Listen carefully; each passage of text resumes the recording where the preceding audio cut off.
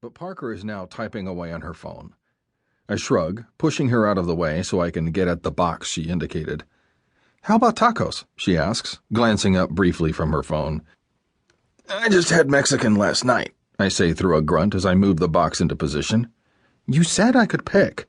She gives me a challenging look, her goldish brown eyes practically daring me to argue with her. "If it was a unilateral decision, why'd you even ask?" "Unilateral? Good word. And it was a test.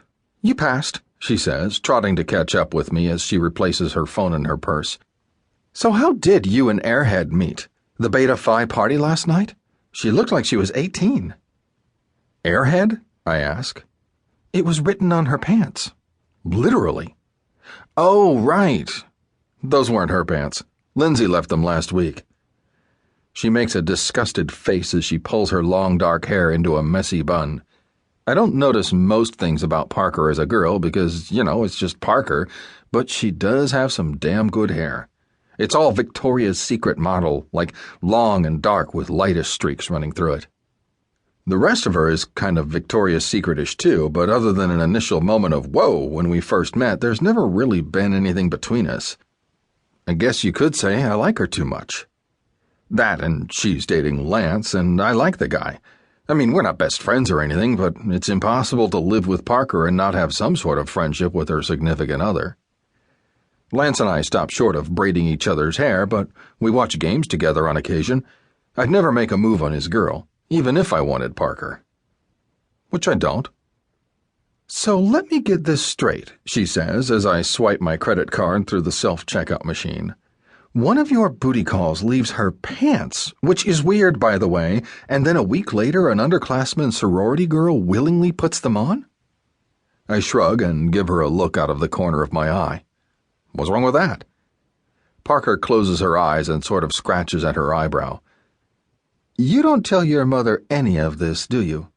"Sure. We actually have a family blog, and I list my sexual activity for the week every Sunday. Is that weird?" She ignores me, pulling out her phone again.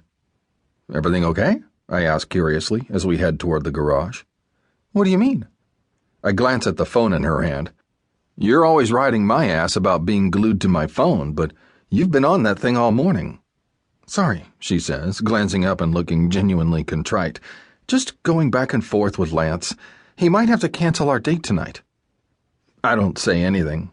I don't really pay much attention to Parker's love life. I mean, I like Lance well enough. He's cool, and I appreciate that he's never been a jealous dick about the fact that his girlfriend lives with another guy.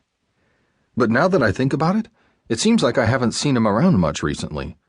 Granted, they go over to Lance's place more often than he comes to ours, seeing as he's Mr. Fancy Pants and doesn't have a roommate, which means his place gives them more privacy to do whatever. But in the past, he'd be over at least once a week or so, his books spread all over the kitchen table, his overpriced beer stocked in the fridge. I try to remember the last time I saw him. It's been days. Weeks, maybe. And I'm pretty sure this is the third time in a week that Parker has mentioned he's had to cancel on her. "He's crazy busy now with a bunch of group projects," she says, even though I didn't ask. That, too, is strange. Parker is the most secure, comfortable in her relationship girl that I know. She never gets defensive or makes excuses. Still, I don't bug her about it. That's one house rule of hers that I happily get behind. Each of us is there if the other needs to talk. Always. But no prying. We're both social, but deep down we're kind of private. I think that's why we get along so well. We can be social butterflies all day long with other people, but when it's just the two of us, we respect the quiet. At lunch, Parker doesn't mention Lance again, and she's her usual cheerful self. She's not acting like a girl with guy troubles, and I figure she's probably right about him being busy. I mean, dude's a freaking genius. He had a triple major from UO, and then just recently was accepted to some fancy MBA program where he learns to crunch numbers like a boss. I wouldn't be at all surprised if he jacks off to an Excel spreadsheet. When we were in college, Lance made me feel like the worst kind of underachiever. He and I didn't hang out much back then. We ran in different circles, but he came over often enough to see Parker, and when he did, always with the damn books.